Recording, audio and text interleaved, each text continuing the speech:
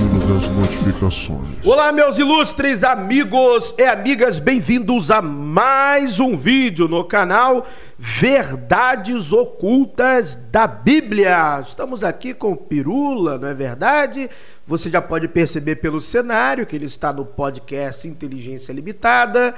Podcast do Vilela também estão presentes neste corte do podcast o historiador Henrique Caldeira e assim também o historiador Jonathan Matias, né? Acho que é assim que se pronuncia o nome dele, me perdoa se eu pronunciei errado. Eles estarão argumentando acerca da ideia de um Deus criador nas religiões, nos povos ao redor do mundo. E aí você sabe, né? Religiões comparadas é uma área que nós gostamos muito aqui no canal. E aí, a ideia de um Deus criador, ela está presente em diversas tradições religiosas, em povos distintos. Existe algum povo que tem um pensamento ateu ou um pensamento da não existência de uma divindade criadora? Um corte interessante, informações aqui que eu vou trazer para vocês. Eu vou comentando daqui, vocês vão comentando daí. Vamos lá então, vamos lá, vamos assistir aqui. A busca de um criador é constante em todos os povos. Sem buscar dúvida. Quem criou. Ou tem algum estudo que teve algum povo que de repente... Tá, pra mim tanto faz quem criou. Eu não conheço nenhum povo que não tem uma história de criador. Mas é curioso que às vezes o Deus criador, ele passa a ser um Deus menos importante. Ah, é? É. Do que os que tocam o dia a dia. Isso, ele é tão grande e tão remoto, ele é tão diferente. Inatingível. Ele é muito abstrato. Tá. Quando você lida com o raio, quando você lida com a chuva... você consegue situar isso melhor. Então eu preciso de chuva, eu preciso de qualquer coisa que seja. Agora, o Criador, ele parece diferente demais e você meio que não se relaciona com ele. Tem um fenômeno muito comum na história das religiões, que é de produzir entidades intermediárias. Quanto mais você eleva o Deus a um patamar assim inatingível, você tem que colocar alguém no lugar um pouco mais perto de você para você lidar com ele.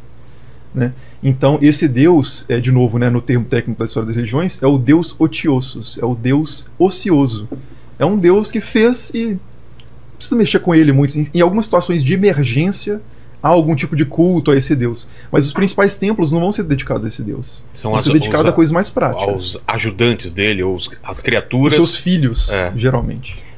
É interessante. Bom, é isso aí que nós temos, por exemplo, Olodumare, Olodumaré.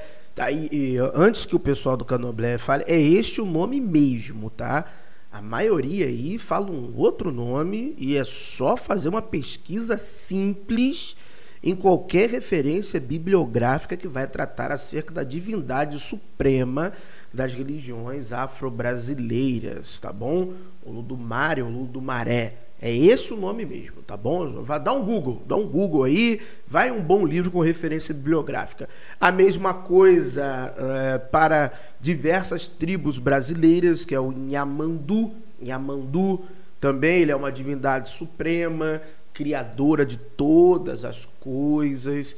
E depois estes deuses vão sendo esquecidos, vão sendo não cultuados, né? Literalmente em nome dos seus filhos, né? Em alguns mitos, Nhamandu é o pai de Tupã, ele que gerou a Tupã. E aí vai sendo distanciado. De certa forma, o cristianismo, de alguma maneira, trabalha também com essa ideia, porque para se chegar a Deus é por intermédio de Cristo, né? Você não vai diretamente a Deus. E aí, claro, a teologia vai dizer Jesus Cristo é Deus, ele e o Pai são um só, são três pessoas que compartilham a mesma substância. E aí vai entrar o dogma da Trindade, que é de Tertuliano, não adianta chorar, é de Tertuliano, ele que cria essa fórmula mágica para resolver o problema dentro do cristianismo. E aí, mas como é que eu chego a Deus? Por intermédio de Cristo. Cristo sendo o próprio Deus, então você está ali resolvendo alguns conflitos, né, teologicamente falando. E você tem isso também em outras tradições. Eu fiz uma vez um vídeo aqui né, falando acerca do Deus único, né, que na verdade são diversas tradições que eu mostrei que existe sim uma divindade suprema, tá bom? Então é muito interessante, é um dos vídeos mais antigos do canal, lembrando que são mais de 1000 vídeos que eu já fiz aqui, né? Vídeos estudos, vídeo aulas, então mais de 1000, e essa fase de React é uma nova fase do nosso canal, tá bom? Mas uma outra coisa interessante que também dá para acrescentar sobre o Deus Criador é que não são todas as filosofias religiosas que têm essa transcendência de Deus como se fosse algo grandioso. Assim. Por exemplo, como é o caso, por exemplo, do gnosticismo, que ele entende que o Deus Criador é, na verdade, um Deus mau. Porque como a gente tem doenças, terremotos, pessoas morrem, então quem criou isso é um Deus imperfeito, que não criou o mundo com a perfeição. Mas sim que a gente deveria adorar ou louvar um outro tipo de Deus que não é esse Deus que criou o mundo. Entendi. Até sobre o gnosticismo, ele foi uma heresia que, sim, para o cristianismo, né, o pensamento cristão, nos inícios da história do cristianismo, que estava praticamente ali debatendo ali entre um e outro quem conseguia mais conversos, porque ele convencia muita gente ali no período romano, ali entre o século II e III. Então ele foi um dos maiores concorrentes do cristianismo nascente nessa época. Justo essa ideia, assim, né? É por isso que até muitos que nós temos ali nos inícios, como por exemplo Marcião, né, que foi um dos principais, que ele saiu da igreja nascente e começou a fazer uma espécie de igreja diferente para ele ali. Ele aceitava aquilo que se faziam parte de alguns livros do Novo Testamento, mas considerava que tudo aquilo que está no Antigo Testamento, aquilo que é a Bíblia hebraica dos judeus, deveria ser considerado não canônico, porque aquele Deus que está ali do Velho Testamento, né, da Bíblia hebraica, seria um Deus mau, totalmente diferente daquilo que seria o ensinamento de Jesus ou de Paulo. Então tem também essa perspectiva diferente, né? É verdade, Marcião de Sinope, lembrando que Marcião era rico, teólogo, fez parte da igreja de Roma. Marcião, que foi um dos primeiros caras a falar que algumas epístolas que dizemos que são paulinas não são de Paulo. Marcião tinha ali o seu evangelho que ele editou, que muitos vão dizer que seria até o próprio evangelho de Lucas. Rapaz, tem alguns exegetas até, isso já falando mesmo na academia, vão falar até que algumas edições que constam no evangelho de Lucas, que assim permaneceram, são de Marcião. Então isso é muito interessante. Marcião teve muitas igrejas, mas muitas igrejas mesmo. Então é de extrema importância nós estudarmos Marcião de Sinope de maneira acadêmica. Sua história, de onde ele veio, os seus escritos, o seu pensamento, porque é muito interessante. Alguns vão dizer até que é por causa de Marcião que vai acontecer a provocação do cânone bíblico. E tem também a ideia do Deus Troll, né? Que nem tinha, né? O Deus zoeiro, um demiurgo. É o Deus que tava. O trickster, né? O que tava pra bagunçar a coisa. Ele não tava. Né? Às vezes não tinha nenhuma questão. Às vezes não tinha nenhuma questão de bem e mal. Ele tava lá só pra bagunçar as coisas mesmo. Ele tava lá só pra zoar. O caos, ao invés do Deus ordem, é o Deus caos. Isso, tá lá pra estragar tudo que o outro fez. Entendi. Você falar de mito de criação, tem um povo que foi estudado por um missionário que depois virou um estudioso de religiões. Tem até um documentário sobre isso. Eu não vou lembrar o nome do missionário, mas eu lembro o nome do povo. É um povo que vive, acho que em alguma região ali do sul do Amazonas, do estado do Amazonas, que são os povos Piranhã. Né? E esse povo Piranhã não possui um mito de criação. Não? Não. Também não dá para dizer que eles são ateus. Uma coisa não tem nada a ver com a outra, né? Você pode acreditar no transcendente sem acreditar que houve uma criação.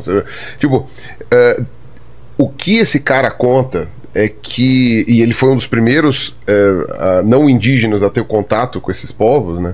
Então, quando ele chegou lá, era uma surpresa. Ele foi lá para convertê-los ao cristianismo, e isso foi quase impossível, porque ele teve que ensinar conceitos que eles não tinham, como por exemplo, não alcançavam... como por exemplo o conceito de passado e futuro.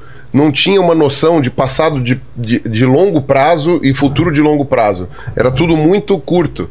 E isso se traduzia na linguagem deles. Eles não tinham palavras para usar para que ele pudesse ensinar o cristianismo para eles. Eles não conheciam certos conceitos. Entendi. Na tentativa de ensinar esses conceitos para esses indígenas, ele foi começando a questionar os próprios conceitos, porque os indígenas, por não terem, ele fala, mas por quê? Porque são questionamentos que a gente não faz. É. Né? Os indígenas começaram a falar, tá bom, tô entendendo isso daí, mas por quê? Entendeu? E aí o cara começou a questionar. No final das contas, ele deixou de ser um missionário, parou de tentar converter os Piranhã e passou a tentar espalhar a ideia dos Piranhã, né? Não como conversão, mas como algo antropológico, e ele acabou virando um antropólogo. Mas então essa história é muito interessante. E eles têm, sim, algumas crenças no transcendente, por exemplo, nessa questão de espiritualidade humana em coisas não humanas. Então, tipo, em plantas, em animais, de alguns espíritos ou almas, ou qualquer coisa, não sei como seria, né, um termo que eles viem à noite, ou coisas assim. Então teria ali um ânima em coisas não animadas ali, mas eles não têm essa noção de criação. E isso é muito interessante, porque até onde a gente sabe, até hoje talvez o único, ou um dos únicos povos que não se preocuparam com isso. Mas não é nem porque eles diziam que o mundo não foi criado, é porque eles literalmente estavam cagando pra isso. Tipo, não interessa, não nos importa isso. Né? Que é louco, né? A gente não tem muito essa coisa. Então é só pra dizer que existe. Mas é engraçado, porque eles substituíram isso por outro tipo de crença? Pelo agora, pelo... Eles têm as crenças nessas entidades quaisquer ali, tipo que trovão. nem são... não é nem trovão, mas seriam como se fossem espíritos, almas que estão presentes em algumas coisas, elas seriam humanizadas, mas eles não... nem pra isso eles ligam muito.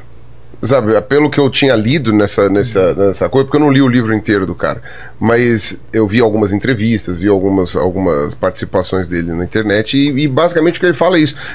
Nem isso eles se preocupam muito.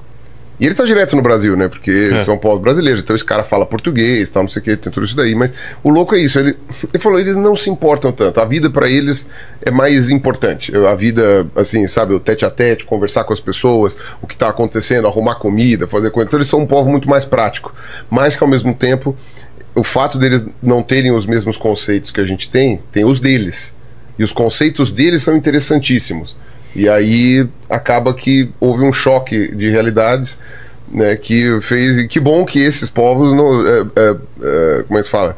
Que deu pra gente ter um contato desse jeito com esse povo. Antes de serem assimilados. Porque senão eles podiam ser assimilados, podiam ser destruídos, podiam ser não sei o que. Qualquer outro tipo de pessoa que tivesse entrado em contato com eles poderia ter sido terrível.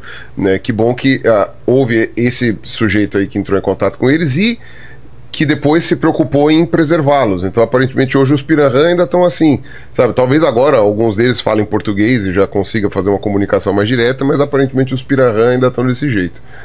Né? Esse contato cultural é muito difícil também da gente traduzir ideias de um povo para outro, né? Então, por exemplo, tal povo tem um Deus, né?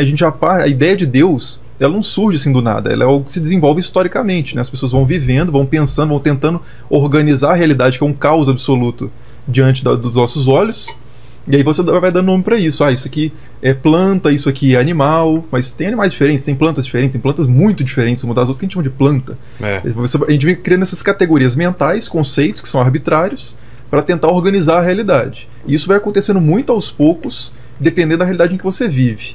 Imagina duas populações fazendo essa coisa independentemente, criando soluções conceituais muito diferentes para lidar com a vida, com as coisas. Quando elas se encontram, não é traduzir uma palavra para outra, não existem essas correspondências perfeitas de uma palavra para outra. Você tem que traduzir a cultura inteira, né? Então é até difícil assim, saber exatamente o que certos povos acreditam, como que eles percebem por essa questão de tempo. Pô, como é que a gente consegue pensar o tempo de uma forma diferente da forma que a gente pensa? É quase tentar imaginar uma cor que a gente nunca viu. Né? É uma coisa, um esforço de imaginação. Como que seria ser um morcego? Né? Sei lá, são esforços de imaginação que são tão complicados, né? Porque a gente está com o nosso aparato conceitual, ele é limitado, né? A gente não lida com a realidade. Isso tem muito a ver com a história das religiões e com a ciência da religião em geral, que a gente nunca lida com a realidade tal como ela é. A gente lida com a realidade tal como a gente a experimenta. Entendi. Tal como ela se aparece para nós e é interpretada por nós. Então as religiões inclusive fazem parte desse processo, né? Muito interessante o corte. Se eu não estou enganado, posso estar enganado, né? Se eu não estou enganado, é o Daniel, né? Aportuguesando, Daniel Everett. Ele é linguista, né? Eu não sei, eu acho que hoje ele é ateu. Eu não... Cara, é difícil assim lembrar de cabeça, né? Mas eu sei que ele teve até uma polêmica aí recentemente. Teve um negócio dele aí recentemente aí, e ele até deu umas entrevistas. Ele tem livros, né, publicados. E é interessante aí, quem não conhecia essa história do Pirula, ir atrás, dar uma olhada, vale muito a pena. E aí, gostaram do corte? Meu amigo, o povo sem Deus Criador existe um povo sem um Deus Criador. Muito obrigado por terem assistido a mais um vídeo no canal Verdades Ocultas da Bíblia. Ó, se inscreva no canal do Henrique Caldeira, né? Estranha História e Cortes Estranha História. No canal do professor Jonatas Mati, que também agora tem um canal de cortes. Também no podcast Inteligência Limitada. Também no Cortes do podcast Inteligência Limitada. O canal do Pirula, já falei, né? E também, é claro, se inscreva aqui no canal Verdades Ocultas da Bíblia. Que o verdadeiro Deus abençoe a todos. Calma, meu amigo ateu. Meu amigo Pirahã, calma, rapaz. Meu amigo agnóstico, calma. Se você não crê em um Deus, está tudo certo.